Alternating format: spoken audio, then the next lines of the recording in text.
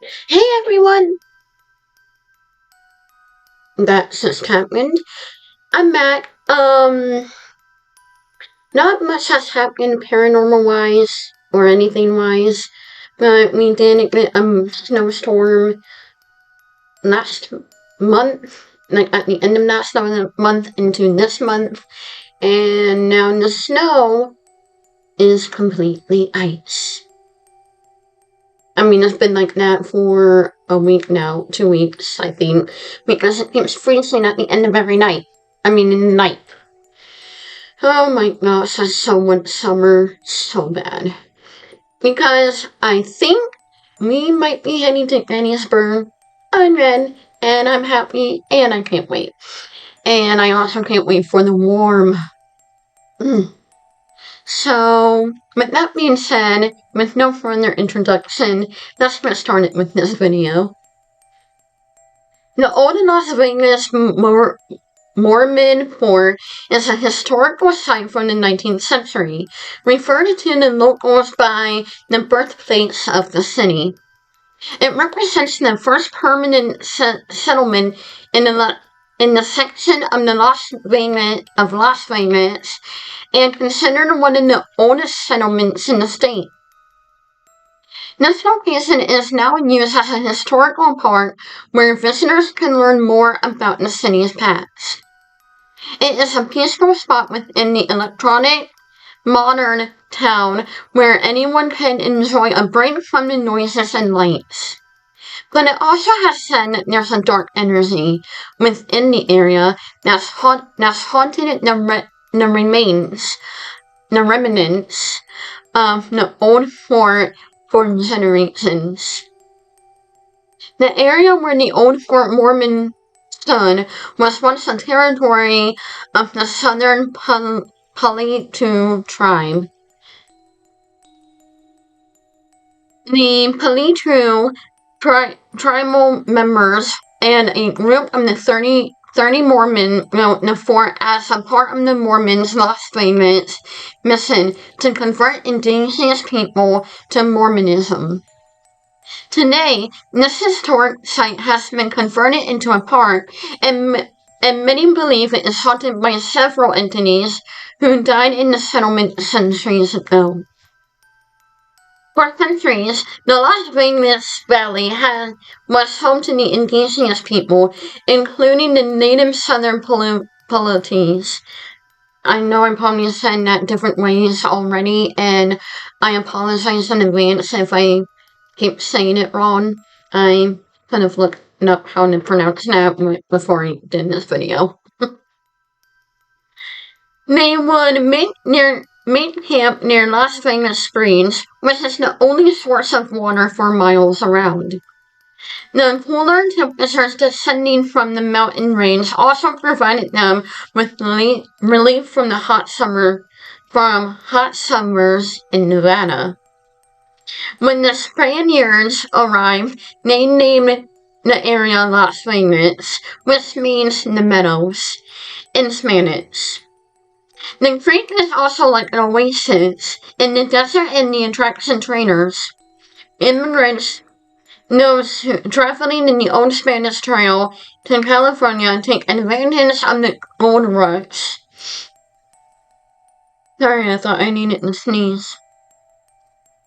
From the gold rush between 1828 and 1848.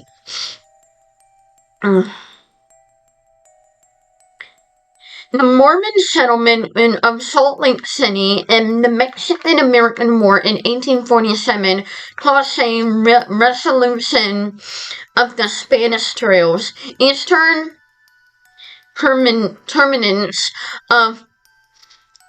from Santa Fe to Salt Lake City. The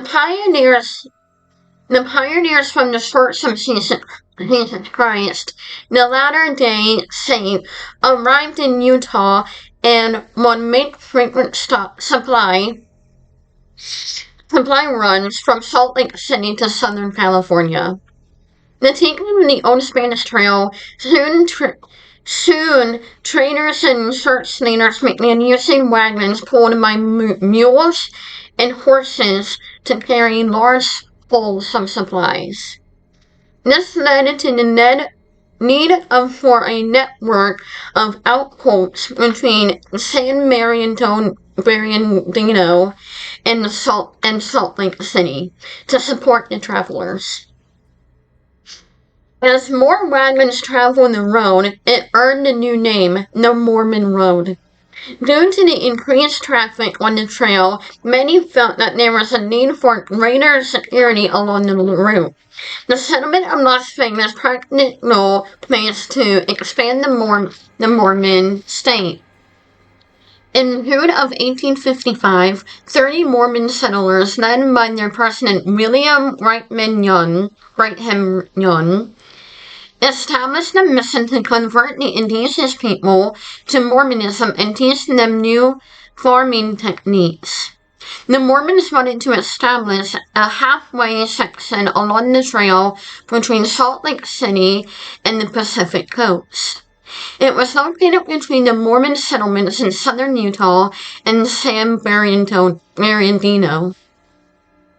With the assistance of the Palu tribe, but Greenhurst and Mormon settlers began construction of the old Las Vegas Mormon fort along the creek.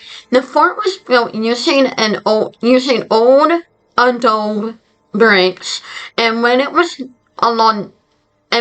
completed, it consisted of 4 walls between 150 feet long. There was 2 bastions, including a well as a row of 40 of two-story interior buildings. Some parts of the original eastern wall and the southern bastion are still preserved in the historic site today. It took 5 months for the missionaries to complete the structure and compared the other Mormon-built forts throughout the Southwest.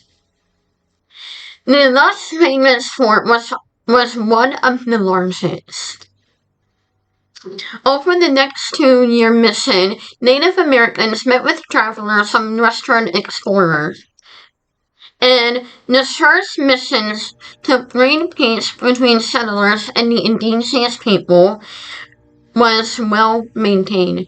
The federal government granted Las Vegas' first post office of August 21st, 1855.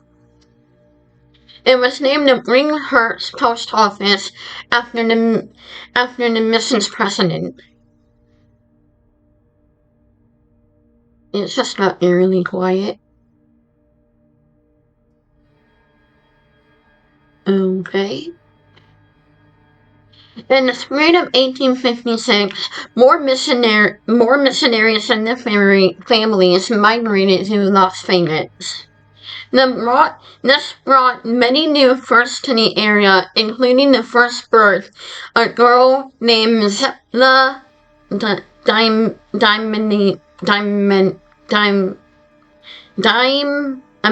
Dynama. If I pronounced that wrong, I'm sorry. Dynama Fuller on August 20th, 1856. The first school was organized for all the children, including Native Americans, in 1856 with their teacher, Alexander Lemon. Was paid $3 per quarter. The settlers were able to divert water from the creek to irrigate the farmland and build a dome portal just north of the fort. Unfortunately, crop failures and succeed nearby lead mining efforts caused by the settlers to eventually abandon the efforts in March of 1857. The change in the circumstances at the fort led the President Brigham to grant permission to the missionaries to return home. It was impossible to grow enough food to section and growing population, which was leading to theft and confrontations between the Mormon settlers and the Paiute tribe. Morale was very low, with the issues on the fort failing attempts to mine for lead. Additionally, okay, before I continue, I didn't know you can mine lead until I did research for this video, and I'm like, my lead is completely empty. Can they give me some? Additionally, the Mormon Road never bought the large number of immigrants they initially hoped for. The missionary had left has famous in February 1857, with only a few residents staying behind for a short time. A lot of the time that people have found information about on the Las Vegas Mormon forts during the Civil War, that where and army soldiers were sent there during the time to protect the residents in the fort, that it was renamed Fort Baker. But Fort Baker was a fortnight name only. That was actually the name assigned to the Las Vegas area diversion for Confederate spies and sympathizers in California. The main objective was to get Colonial James H. Charleston, commanding of the 1st California Volunteers, across Arizona to New Mexico. The information was released that a portion of the command would be assigned to Fort Yuma in Arizona, that a portion of the command would be assigned in Arizona. 3 companies of infantry would, as well as 3 companies of cavalry, would be assigned to Fort Baker, aka Las Vegas, which was in the Arizona Territory at the time. However, none of the Charleston's commands ever made it to Mojave or Baker, nor they were never meant to be there. In 1861, the fort was owned by Albert Knapp, who used to be a store, who used it as a store where travelers could purchase supplies. Later, in 1865, the old fort was acquired by Octavius Nectar Gatz, a miner of El Dorado Canyon, just south of Las Vegas. Gatz incorporated parts of the fort to create a large ranch house compound. Eventually, he also built a store and a blacksmith shop on the premises of the travelers passing through. The location became known as the Las Vegas Rancho. Over the next several years, Gatz expanded his land to the Las Vegas Valley by adding more buildings to it. But this put a strain on his finances. The ownership of Las Vegas Rancho was transferred to Archibald Stewart Gasliner. Years later, the following Archibald tragic death during a gunfight, his widow, Helen Stewart, took over the ownership of the ranch. In 1902, Helen Stewart sold the ranch to Angeles to Los Angeles and Salt Lake Railroad. I cannot read, I swear. Was then developed the property into the city of Las Vegas in 1905. For a while, the ranch managed under the railroad company later. Later, from 1929 to 1931, it played a significant part in the construction of the Hoover Dam. The Bureau of Reclamation lessened the building and used it as a concrete testing lab for the dam. Several years later, the fort was used as a residential building for several families until it was required by the Las Vegas Elks, who used the property for their restaurant. In 1971, the city of Las Vegas, along with the efforts of the Daughters of the Utah Pioneers, preserved the site. It was later that Nevada Division of State Parks was renovated it into Old Las Vegas Mormon Fort State Historical Park. That is a very long name that we know of today.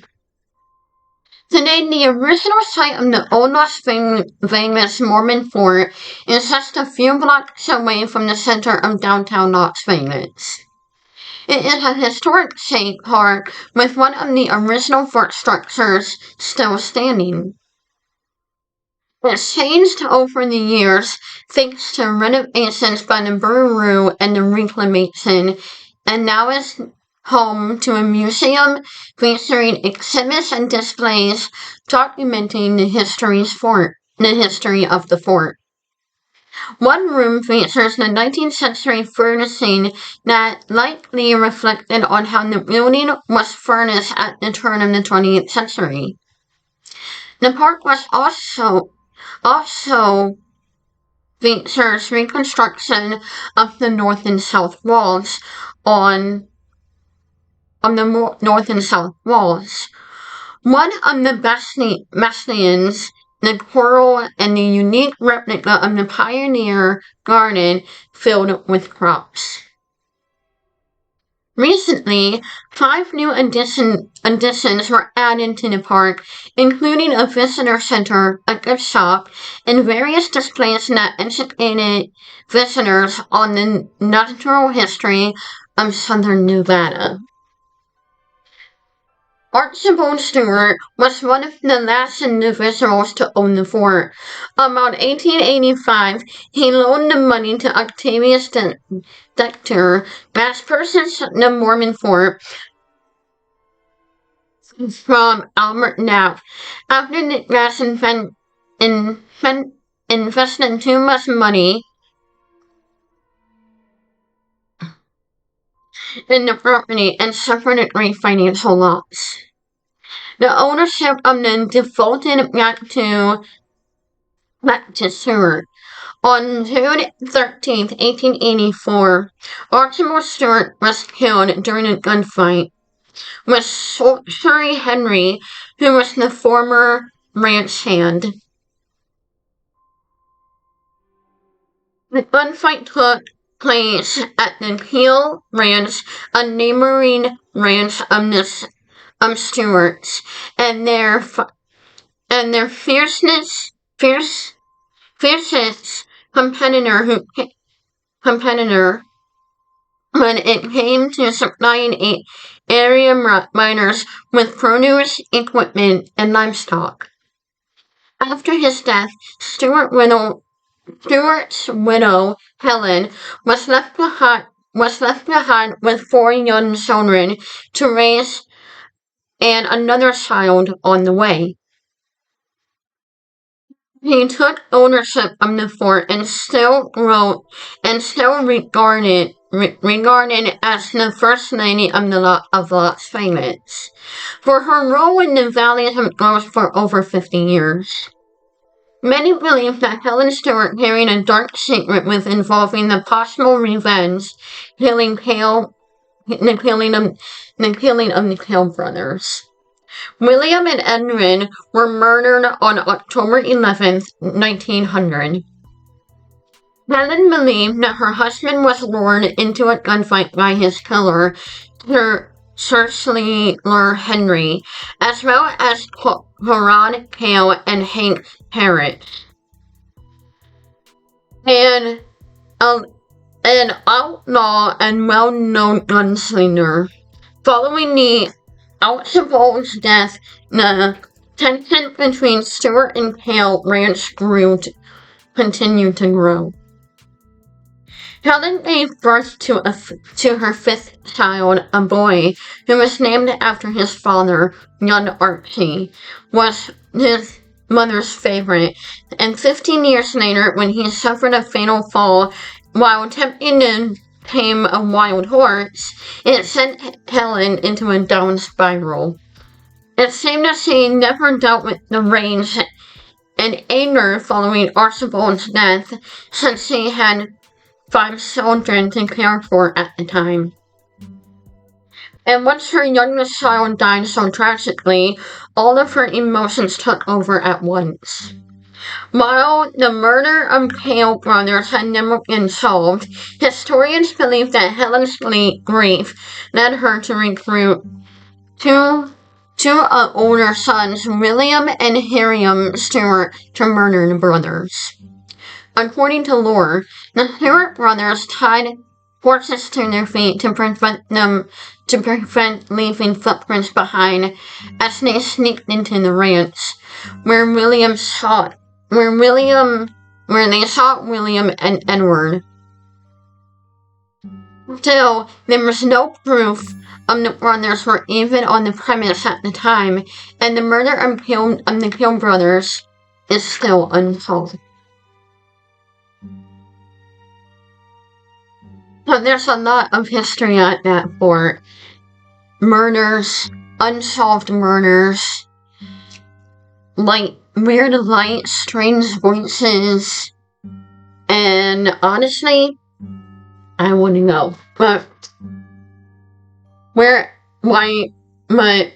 else do I not want to go when I do these videos? Anyway, thank you guys for Thank you guys for watching my video, and remember, please like, comment, and subscribe. And as always, I am Haunted Girl, and I'll spook you later. The paranormal is my playground. And until next time, pleasant dreams.